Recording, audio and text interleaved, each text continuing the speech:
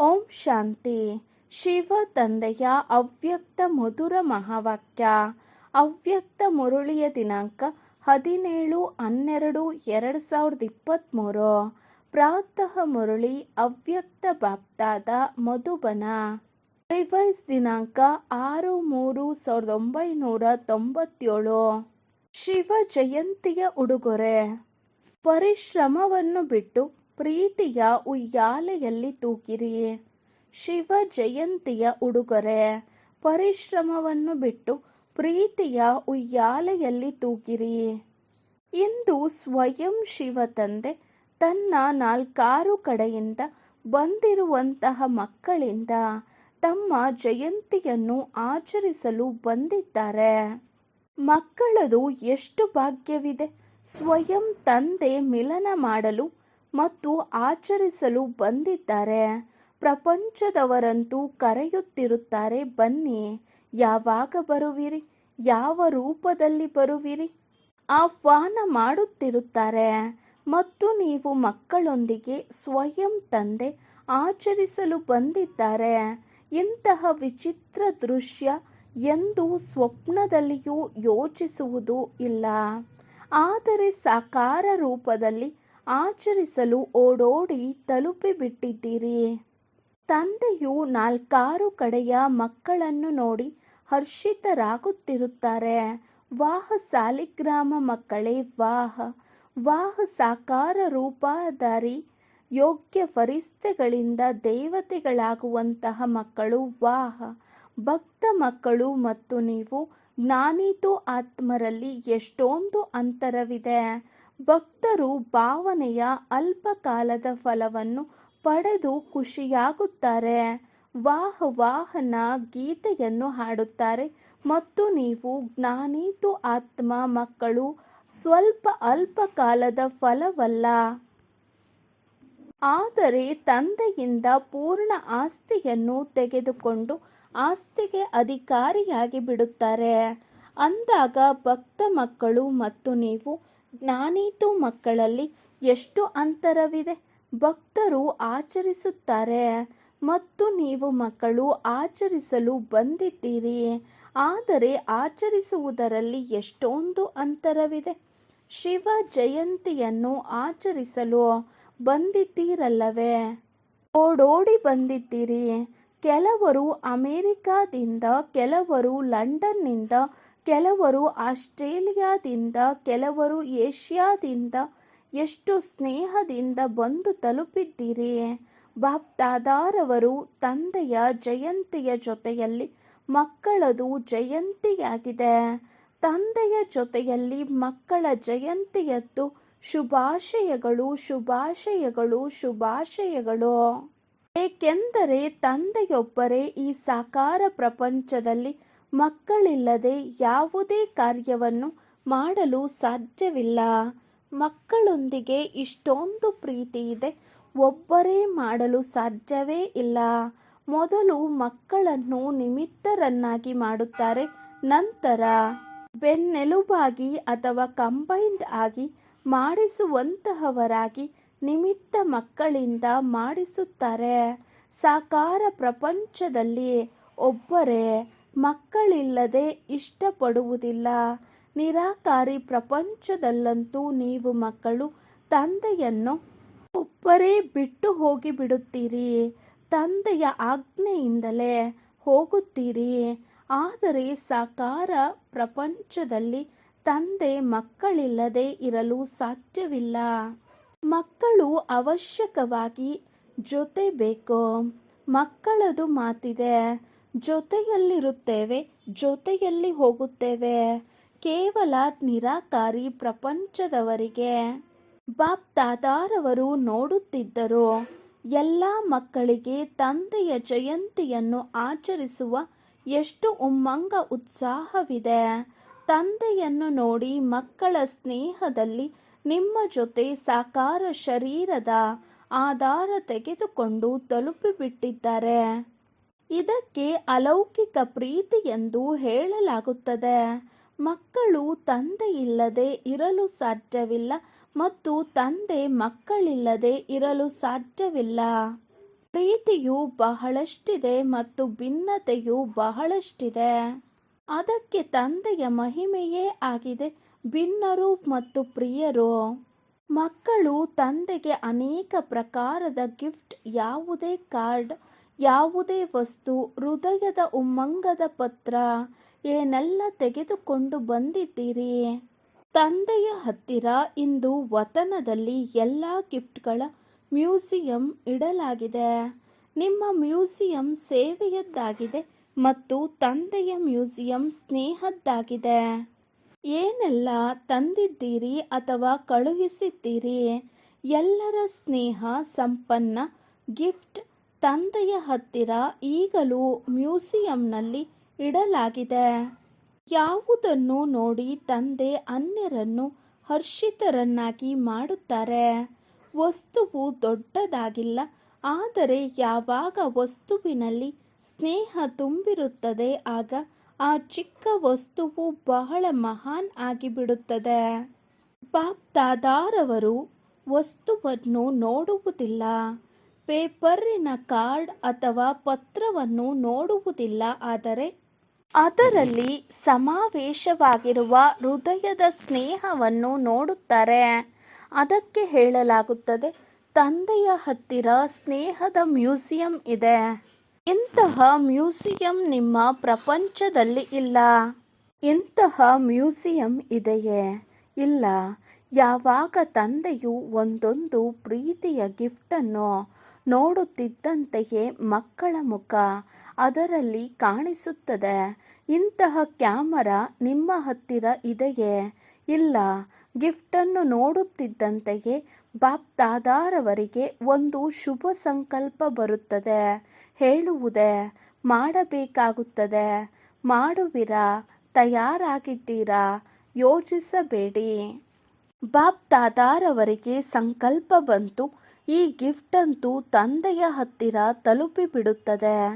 ಆದರೆ ಜೊತೆಯಲ್ಲಿ ಬಾಪ್ ದಾದಾರವರಿಗೆ ಮತ್ತೊಂದು ಗಿಫ್ಟ್ ಬೇಕಾಗಿದೆ. ನಿಮ್ಮ ಗಿಫ್ಟ್ ಬಹಳ ಚೆನ್ನಾಗಿದೆ, ಆದರೆ ಬಾಪ್ ದಾದಾರವರು ಇನ್ನೂ ಬೇಕಾಗಿದ್ದಾರೆ. ಗಿಫ್ಟ್ ಕೊಡುವಿರಾ? ಹೇಗೆ ಈ ನೆನಪಾರ್ಥವನ್ನು ಆಚರಿಸುತ್ತಾರೆ? ಶಿವ ಜಯಂತಿ ಅರ್ಥಾತ್ ಏನಾದರೂ ಅರ್ಪಣೆ ಮಾಡುತ್ತಾರೆ, ಬಲಿಹಾರಿಯಾಗುತ್ತಾರೆ. ಬಾಪ್ ದಾದಾರವರು ಯೋಚಿಸಿದರು, ಬಲಿಹಾರಿಯಂತೂ ಎಲ್ಲ ಮಕ್ಕಳು ಆದರೂ ಬಲಿಹಾರಿಯಾಗಿದ್ದೀರಾ ಅಥವಾ ಈಗಲೂ ಸ್ವಲ್ಪ ಸ್ವಲ್ಪ ನಿಮ್ಮ ಹತ್ತಿರ ಸಂಭಾಲನೆ ಮಾಡಿಟ್ಟಿಕೊಂಡಿದ್ದೀರಾ? ಇಂದಿನ ದಿನ ವ್ರತವು ತೆಗೆದುಕೊಳ್ಳುತ್ತಾರೆ ಅಂದಾಗ ಬಾಪ್ ದಾದಾರವರಿಗೆ ಸಂಕಲ್ಪ ಬಂದಿತು. ಯಾವ ಮಕ್ಕಳು ಕೆಲವೊಮ್ಮೆ ಸ್ವಲ್ಪ ನಡೆಯುತ್ತಾ ಸುಸ್ತಾಗಿ ಬಿಡುತ್ತಾರೆ, ಬಹಳ ಪರಿಶ್ರಮದ ಅನುಭವವನ್ನು ಮಾಡುತ್ತಾರೆ, ಅಥವಾ ನಿರಂತರ ಯೋಗ ಜೋಡಿಸುವುದು ಕಷ್ಟದ ಅನುಭವ ಮಾಡುತ್ತಾರೆ, ಯೋಚಿಸುವಿರಿ ಆಗಿಬಿಡುವುದು. ತಂದೆಗೆ ಭರವಸೆ ಕೊಡುತ್ತಾರೆ, ನೀವು ಚಿಂತೆ ಮಾಡಬೇಡಿ, ಆಗಿಬಿಡುತ್ತದೆ. ಆದರೆ ಬಾಪ್ ದಾದಾರವರಿಗೆ ಮಕ್ಕಳ ಸುಸ್ತು ಅಥವಾ ಒಂಟಿತನ ಅಥವಾ ಒಮ್ಮೊಮ್ಮೆ ಸ್ವಲ್ಪ ಹೃದಯ ವಿದ್ರೀಣರು ಆಗಿಬಿಡುತ್ತಾರೆ. ಗೊತ್ತಿಲ್ಲ ನಮ್ಮ ಭಾಗ್ಯವಿದೆಯೋ ಇಲ್ಲವೋ. ಕೆಲವೊಮ್ಮೆ ಈ ರೀತಿ ಯೋಚಿಸುತ್ತಾರೆಂದಾಗ ತಂದೆಗೆ ಇದು ಇಷ್ಟವಾಗುವುದಿಲ್ಲ. ಎಲ್ಲದಕ್ಕಿಂತ ಹೆಚ್ಚು ತಂದೆಗೆ ಮಕ್ಕಳ ಪರಿಶ್ರಮ ಇಷ್ಟವಾಗುವುದಿಲ್ಲ. ಮಾಲೀಕರು ಮತ್ತು ಪರಿಶ್ರಮ. ತಂದೆಗೂ ಬಾಲಕರಿಂದ ಮಾಲೀಕರಾಗಿದ್ದೀರಿ, ಭಗವಂತನಿಗೂ ಮಾಲೀಕರು ಮತ್ತು ಪರಿಶ್ರಮ ಪಡುವಿರಿ. ಇಷ್ಟವಾಗುವುದೇ? ಕೇಳುವುದಕ್ಕೂ ಇಷ್ಟವಾಗುವುದಿಲ್ಲ. ತಂದೆಗೆ ಸಂಕಲ್ಪ ಬಂದಿತು, ಮಕ್ಕಳು ಜನ್ಮದಿನದ ಗಿಫ್ಟನ್ನು ಅವಶ್ಯಕವಾಗಿ ಕೊಡುವವರು.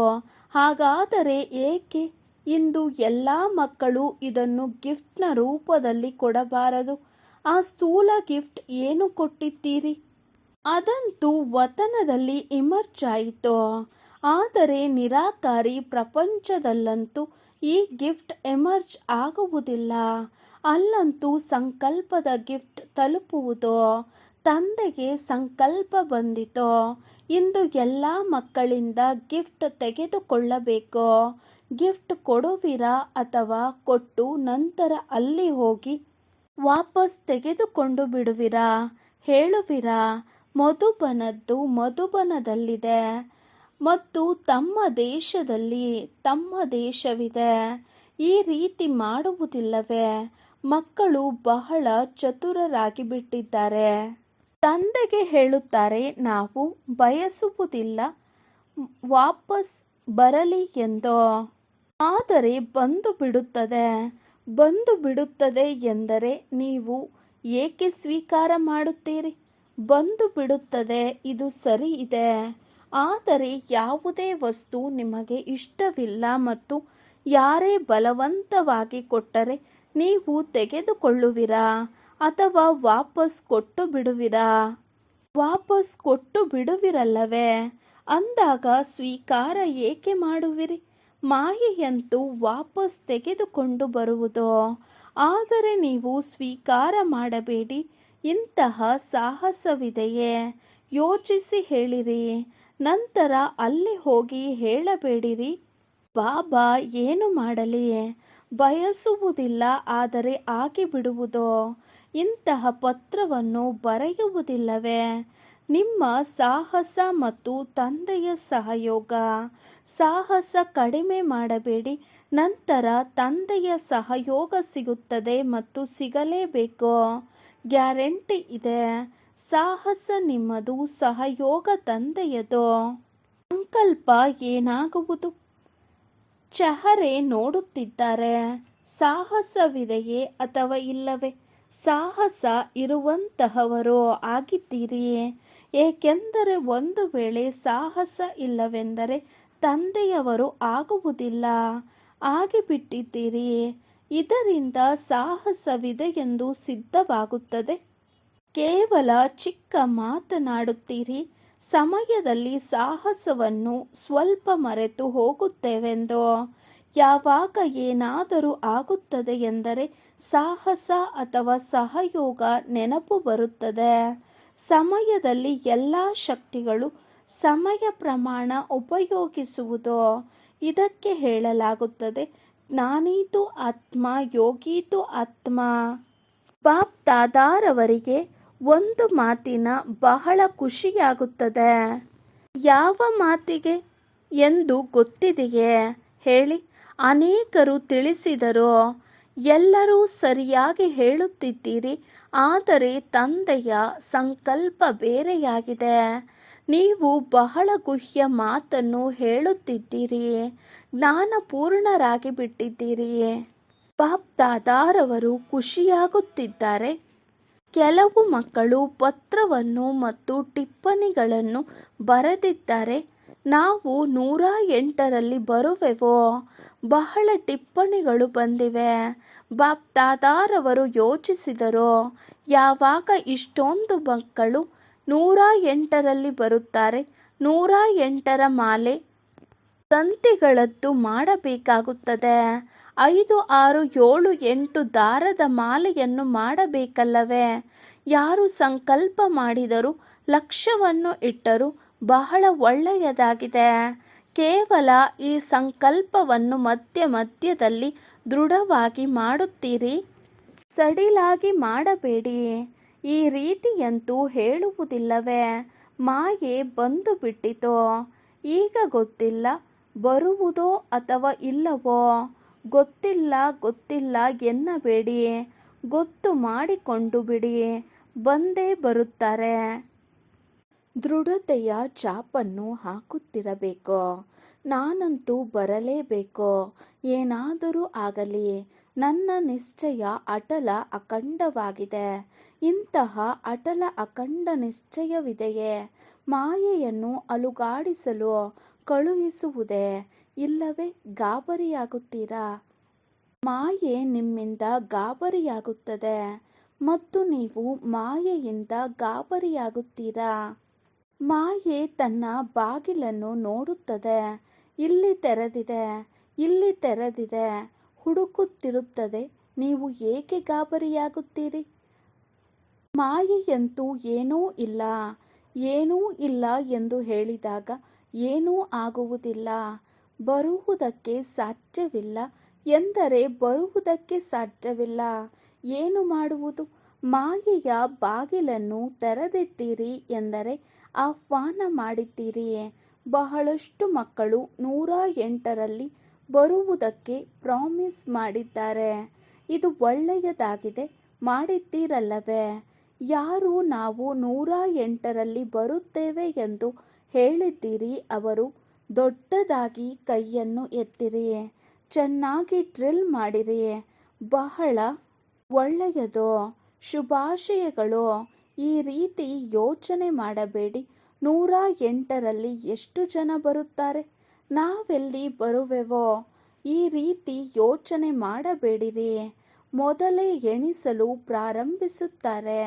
ದಾದಿ ಬರುತ್ತಾರೆ, ನಂತರ ಅಣ್ಣ ಬರುತ್ತಾರೆ, ಅಡ್ವಾನ್ಸ್ ಪಾರ್ಟಿ ಅವರು ಬರುತ್ತಾರೆ. ನನ್ನ ನಂಬರ್ ಎಲ್ಲಿ ಬರುವುದು ಗೊತ್ತಿಲ್ಲ. ಬಾಪ್ ದಾದಾರವರು ಹೇಳುತ್ತಾರೆ. ಬಾಪ್ ದಾದಾರವರು 8-10 ತಂತಿಯ ಮಾಲೆಯನ್ನು ಮಾಡುವರು.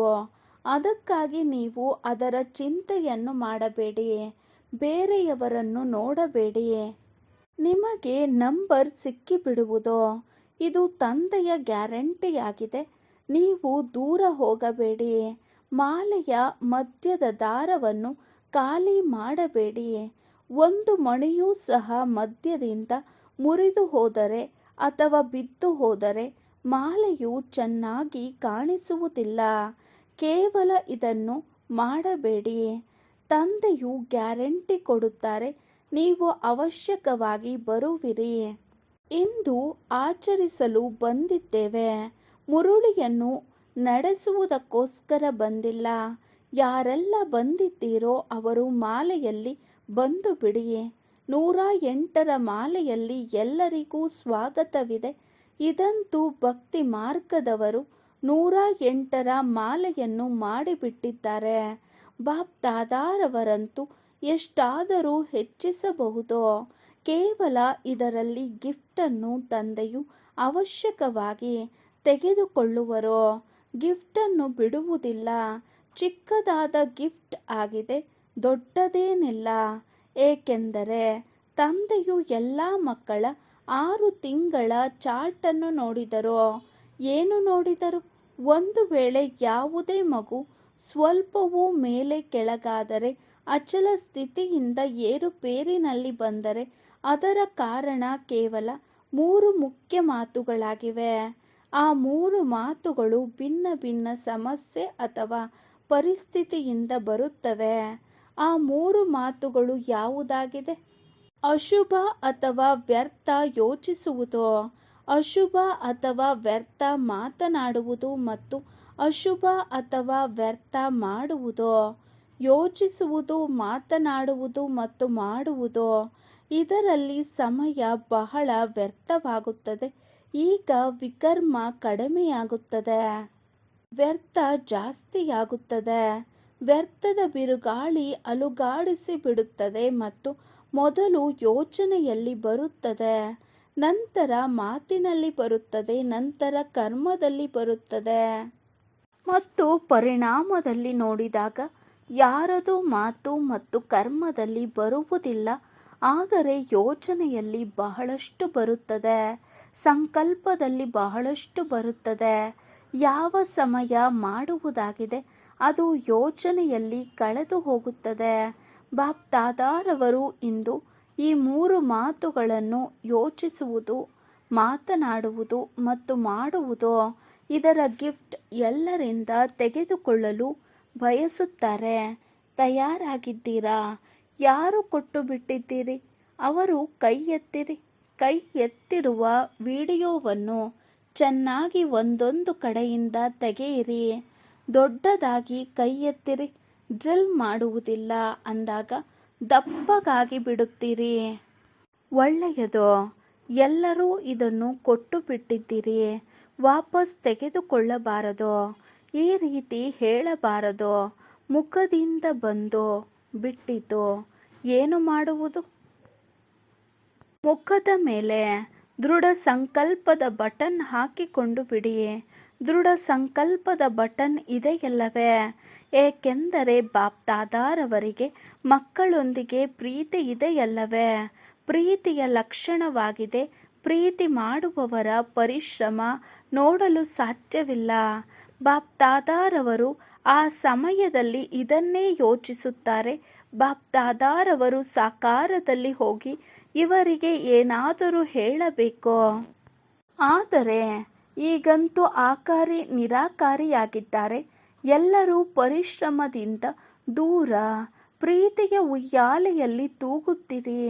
ಯಾವಾಗ ಪ್ರೀತಿಯ ಉಯ್ಯಾಲೆಯಲ್ಲಿ ತೂಗುತ್ತಿರುತ್ತೀರೋ ಆಗ ಪರಿಶ್ರಮ ಸಮಾಪ್ತಿಯಾಗಿ ಬಿಡುವುದು. ಪರಿಶ್ರಮ ಸಮಾಪ್ತಿ ಮಾಡಿಬಿಡಿ. ಸಮಾಪ್ತಿ ಮಾಡಿಬಿಡೋಣವೆಂದು ಯೋಚಿಸಬೇಡಿ. ಕೇವಲ ಪ್ರೀತಿಯ ಉಯ್ಯಾಲೆಯಲ್ಲಿ ಕುಳಿತುಕೊಂಡು ಬಿಡಿ. ಪರಿಶ್ರಮ ತಾನಾಗಿಯೇ ಬಿಟ್ಟು ಹೋಗುವುದು. ಬಿಡುವ ಪ್ರಯತ್ನವನ್ನು ಮಾಡಬೇಡಿ. ಕುಳಿತುಕೊಳ್ಳುವ ತೂಗುವ ಪ್ರಯತ್ನ ಪಡಿ. ಶಿವ ಜಯಂತಿ ಅರ್ಥಾತ್ ಮಕ್ಕಳ ಪರಿಶ್ರಮ ಸಮಾಪ್ತಿಯ ಜಯಂತಿ. ಸರಿ ಇದೆಯಲ್ಲವೇ? ತಂದೆಗೂ ಸಹ ಮಕ್ಕಳ ಮೇಲೆ ನಂಬಿಕೆ ಇದೆ. ಗೊತ್ತಿಲ್ಲ ಹೇಗೆ ಯಾರು ಯಾರು ದೂರ ಹೋಗಿಬಿಡುವರೋ ತಂದೆಗೂ ಸಹ ಗೊತ್ತಾಗುವುದಿಲ್ಲ. ಛತ್ರ ಛಾಯೆಯ ಒಳಗಡೆ ಕುಳಿತುಕೊಳ್ಳಿರಿ. ಬ್ರಾಹ್ಮಣ ಜೀವನದ ಅರ್ಥವೇ ಆಗಿದೆ ತೂಗುವುದು. ಮಾಯೆಯಲ್ಲಿ ಅಲ್ಲ. ಮಾಯೆಯೂ ಸಹ ತೂಗುತ್ತದೆ. ಅಮೃತ ವೇಳೆ ನೋಡಿ ಮಾಯೆ ಈ ರೀತಿ ತೂಗುತ್ತದೆ. ಯಾರು ಸೂಕ್ಷ್ಮ ವತನದಲ್ಲಿ ಬರುವ ಬದಲಾಗಿ ನಿರಾಕಾರಿ ಪ್ರಪಂಚದಲ್ಲಿ ಬರುವುದರ ಬದಲಾಗಿ ನಿದ್ರಾಲೋಕದಲ್ಲಿ ಹೋಗಿಬಿಡುತ್ತೀರಿ. ಯೋಗ ಡಬಲ್ ಲೈಟ್ ಮಾಡುವುದು. ಆದರೆ ತಲೆ ಭಾರವಾಗಿ ಬಿಡುತ್ತದೆ. ಮಾಯೆಯೂ ಸಹ ಉಯ್ಯಾಲೆಯನ್ನು ತೂಗುತ್ತದೆ. ಆದರೆ ಮಾಯೆಯ ಉಯ್ಯಾಲೆಯಲ್ಲಿ ತೂಗಬೇಡಿರಿ. ಅರ್ಧಕಲ್ಪವಂತೂ ಮಾಯೆಯ ಉಯ್ಯಾಲೆಯಲ್ಲಿ ಬಹಳ ಚೆನ್ನಾಗಿ ತೂಗುವುದನ್ನು ನೋಡಿದಿರಲ್ಲವೇ? ಏನು ಸಿಕ್ಕಿತು? ಏನಾದರೂ ಸಿಕ್ಕಿತೇನೋ? ಸುಸ್ತಾಗಿ ಬಿಟ್ಟಿದ್ದೀರಲ್ಲವೇ? ಈಗ ಅತೀಂದ್ರಿಯ ಸುಖದ ಉಯ್ಯಾಲೆಯಲ್ಲಿ ತೂಗಿರಿ. ಖುಷಿಯ ಉಯ್ಯಾಲೆಯಲ್ಲಿ ತೂಗಿರಿ. ಶಕ್ತಿಗಳ ಅನುಭೂತಿಗಳ ಉಯ್ಯಾಲೆಯಲ್ಲಿ ತೂಗಿರಿ. ಇಷ್ಟೊಂದು ಉಯ್ಯಾಲೆಗಳು ಸಿಕ್ಕಿವೆ. ಎಷ್ಟು ಇಲ್ಲಿರುವಂತಹ ರಾಜಕುಮಾರ ರಾಜಕುಮಾರಿಯರಿಗೂ ಸಹ ಸಿಕ್ಕಿರುವುದಿಲ್ಲ. ಈಗ ಜ್ಞಾನದ ಉಯ್ಯಾಲೆಯಲ್ಲಿ ತೂಗಿರಿ. ಎಷ್ಟೊಂದು ಉಯ್ಯಾಲೆಗಳಿವೆ. ಲೆಕ್ಕವಿಲ್ಲದಷ್ಟು. ಉಯ್ಯಾಲೆಯಿಂದ ಇಳಿಯಬೇಡಿರಿ. ಯಾರು ಮುದ್ದು ಮಕ್ಕಳಿರುತ್ತಾರೆ ಅವರ ತಂದೆ ತಾಯಿ ಇದನ್ನೇ ಬಯಸುತ್ತಾರೆ. ಮಕ್ಕಳ ಕಾಲು ಮಣ್ಣನ್ನು ಮುಟ್ಟಬಾರದು. ಅಥವಾ ಮಡಿಲಿನಲ್ಲಿ ಇರಬೇಕು. ಅಥವಾ ಉಯ್ಯಾಲೆಯಲ್ಲಿರಲಿ. ಅಥವಾ ರತ್ನಗಂಬಳಿಗಳಲ್ಲಿ ಇರಲಿ. ಮಣ್ಣಿನಲ್ಲಿ ಕಾಲಿಡಬಾರದು. ಈ ರೀತಿ ಆಗುತ್ತದೆಯೇ? ನೀವು ಎಷ್ಟು ಮುದ್ದು ಆಗಿದ್ದೀರಿ? ನಿಮ್ಮಷ್ಟು ಮುದ್ದು ಯಾರಾದರೂ ಇದ್ದಾರೆಯೇ? ಪರಮಾತ್ಮನ ಮುದ್ದು ಮಕ್ಕಳು ಒಂದು ವೇಳೆ ದೇಹಬಾನದಲ್ಲಿ ಬರುತ್ತಾರೆಂದರೆ ದೇಹ ಏನಾಗಿದೆ? ಮಣ್ಣಾಗಿದೆಯಲ್ಲವೇ? ದೇಹವನ್ನು ಏನೆಂದು ಹೇಳುತ್ತೀರಿ? ಮಣ್ಣು. ಮಣ್ಣಿನಲ್ಲಿ ಸೇರಿಬಿಡುವುದು. ಇದು ಮಣ್ಣಾಗಿದೆಯಲ್ಲವೇ? ಮಣ್ಣಿನಲ್ಲಿ ಕಾಲನ್ನು ಏಕೆ ಇಡುತ್ತೀರಿ? ಮಣ್ಣು ಇಷ್ಟವಾಗುತ್ತದೆಯೇ? ಕೆಲವು ಮಕ್ಕಳಿಗೆ ಮಣ್ಣು ಇಷ್ಟವಾಗುತ್ತದೆ. ಕೆಲವರು ಮಣ್ಣನ್ನು ಸಹ ತಿನ್ನುತ್ತಾರೆ. ಆದರೆ ನೀವು ತಿನ್ನಬೇಡಿ. ಕಾಲನ್ನು ಇಡಬೇಡಿ. ಸಂಕಲ್ಪ ಬರುವುದು ಅರ್ಥಾತ್ ಕಾಲಿಡುವುದು. ಸಂಕಲ್ಪದಲ್ಲಿಯೂ ದೇಹಬಾನ ಬರಬಾರದು. ಯೋಚಿಸಿರಿ. ನೆನಪಿಡಿ, ನಾವು ಎಷ್ಟು ಮುದ್ದಾದ ಮಕ್ಕಳಾಗಿದ್ದೇವೆ. ಯಾರಿಗೆ ಮುದ್ದು ಮಕ್ಕಳಾಗಿರುತ್ತೇವೆ. ಆದರೆ ಈ ಸಮಯ ಪರಮಾತ್ಮ ತಂದೆಗೆ ಮುದ್ದು ಮಕ್ಕಳಾಗಿದ್ದೇವೆ. ಮಕ್ಕಳು ಸಾಹಸದ ಕೈಯಿಂದ ಗಿಫ್ಟನ್ನು ಕೊಟ್ಟರು. ಅದಕ್ಕಾಗಿ ಬಾಪ್ದಾದಾರವರು ಧನ್ಯವಾದಗಳನ್ನು ಹೇಳುತ್ತಾರೆ. ಧನ್ಯವಾದಗಳು. 4 ಕಡೆಯ ಅತಿ ಭಾಗ್ಯವಂತ ಮಕ್ಕಳು ಯಾರು ಸ್ವಯಂ ಶಿವ ತಂದೆಯ ಜೊತೆ ಶಿವ ಜಯಂತಿಯನ್ನು ಆಚರಿಸುತ್ತಿದ್ದಾರೆ. ಇಂತಹ ಪರಮ ಗುಣವೇನೋ, ಆದರೆ ಎಷ್ಟೇ ಹೆಚ್ಚು ಹೇಳಿದರೂ ಅದು ಸಹ ಕಡಿಮೆಯಾಗಿದೆ. ಇಂತಹ ಮಹಾನ್ ಭಾಗ್ಯವಂತ ಆತ್ಮರು ಸದಾ ತಂದೆಯ ಆಜ್ಞೆಯ ಮೇಲೆ ನಡೆಯುವರು. ಪ್ರತಿ ಹೆಜ್ಜೆಯನ್ನು ಇಡುವಂತಹ ತಂದೆಯ ಸ್ನೇಹಿ ಮತ್ತು ಸಮೀಪ ಆತ್ಮರಿಗೆ, ಸದಾ ಮಾಲೀಕತನದ ಆಸನ ನಿವಾಸಿಯಿಂದ ಭವಿಷ್ಯ ಸಿಂಹಾಸನ ನಿವಾಸಿ ಶ್ರೇಷ್ಠ ಆತ್ಮರಿಗೆ, ಸದಾ ತಂದೆಯ ಜೊತೆ ಮೋಜಿನಿಂದ ಪ್ರೀತಿಯ ಉಯ್ಯಾಲೆಯಲ್ಲಿ ತೂಗುತ್ತಾ ಜೊತೆಯಲ್ಲಿ ನಡೆಯುವಂತಹ ಬಾಪ್ದಾದಾರವರ ಜೊತೆಗಾರ ಮಕ್ಕಳಿಗೆ ಬಾಪ್ದಾದಾರವರ ಜನ್ಮದಿನದ ಶುಭಾಶಯಗಳು ಮತ್ತು ನೆನಪು. ಪ್ರೀತಿ ಸ್ವೀಕಾರ ಮಾಡಿ. ತಂದೆಯ ಎಲ್ಲ ಮಾಲೀಕರಿಗೆ ನಮಸ್ತೆ. ನಾವು ಆತ್ಮಿಕ ಮಕ್ಕಳ ಆತ್ಮಿಕ ತಂದೆಗೆ ನಮಸ್ತೆ ನಮಸ್ತೆ ನಮಸ್ತೆ. ವರದಾನ: ಬ್ರಾಹ್ಮಣ ಜೀವನದಲ್ಲಿ ಸದಾ ಪರಿಶ್ರಮದಿಂದ ಮುಕ್ತವಾಗಿರುವಂತಹ ಸರ್ವ ಪ್ರಾಪ್ತಿ ಸಂಪನ್ನರಾಗಿ. ಬ್ರಾಹ್ಮಣ ಜೀವನದಲ್ಲಿ ಸದಾ ಪರಿಶ್ರಮದಿಂದ ಮುಕ್ತರಾಗಿರುವಂತಹ ಸರ್ವ ಪ್ರಾಪ್ತಿ ಸಂಪನ್ನರಾಗಿ. ವಿವರಣೆ: ಈ ಬ್ರಾಹ್ಮಣ ಜೀವನದಲ್ಲಿ ದಾತ, ವಿಧಾತ ಮತ್ತು ವರದಾತ ಮೂರು ಸಂಬಂಧಗಳಿಂದ ಇಷ್ಟು ಸಂಪನ್ನರಾಗಿ ಬಿಡುವಿರಿ. ಯಾವುದರಿಂದ ಪರಿಶ್ರಮವಿಲ್ಲದೆ ಮೋಜಿನಲ್ಲಿ ಇದ್ದು ಬಿಡುವಿರಿ. ತಂದೆಯನ್ನು ದಾತನ ರೂಪದಲ್ಲಿ ನೆನಪು ಮಾಡಿ. ಆಗ ಆತ್ಮೀಯ ಅಧಿಕಾರಿತನದ ನಶೆ ಇರುವುದು. ಶಿಕ್ಷಕರ ರೂಪದಲ್ಲಿ ನೆನಪು ಮಾಡಿದಾಗ ಈಶ್ವರೀಯ ವಿದ್ಯಾರ್ಥಿಯಾಗಿದ್ದೇನೆ, ಈ ಭಾಗ್ಯದ ನಶೆ ಇರುವುದು. ಮತ್ತು ಸದ್ಗುರು ಪ್ರತಿ ಹೆಜ್ಜೆಯಲ್ಲಿ ವರದಾನಗಳಿಂದ ನಡೆಸುತ್ತಿದ್ದಾರೆ. ಪ್ರತಿ ಕರ್ಮದಲ್ಲಿ ಶ್ರೇಷ್ಠ ಮತ ವರದಾತನ ವರದಾನವಾಗಿದೆ. ಈ ರೀತಿ ಸರ್ವ ಪ್ರಾಪ್ತಿಗಳಿಂದ ಸಂಪನ್ನರಾಗಿದ್ದಾಗ ಪರಿಶ್ರಮದಿಂದ ಮುಕ್ತರಾಗಿ ಬಿಡುವಿರಿ. ಸ್ಲೋಗನ್: ಬುದ್ಧಿಯ ಹಗುರತೆ ಅಥವಾ ಸೂಕ್ಷ್ಮತೆಯೇ ಎಲ್ಲದಕ್ಕಿಂತ ಸುಂದರ ವ್ಯಕ್ತಿತ್ವವಾಗಿದೆ. ಬುದ್ಧಿಯ ಹಗುರತೆ ಅಥವಾ ಸೂಕ್ಷ್ಮತೆಯೇ ಎಲ್ಲದಕ್ಕಿಂತ ಸುಂದರ ವ್ಯಕ್ತಿತ್ವವಾಗಿದೆ. ಓಂ ಶಾಂತಿ.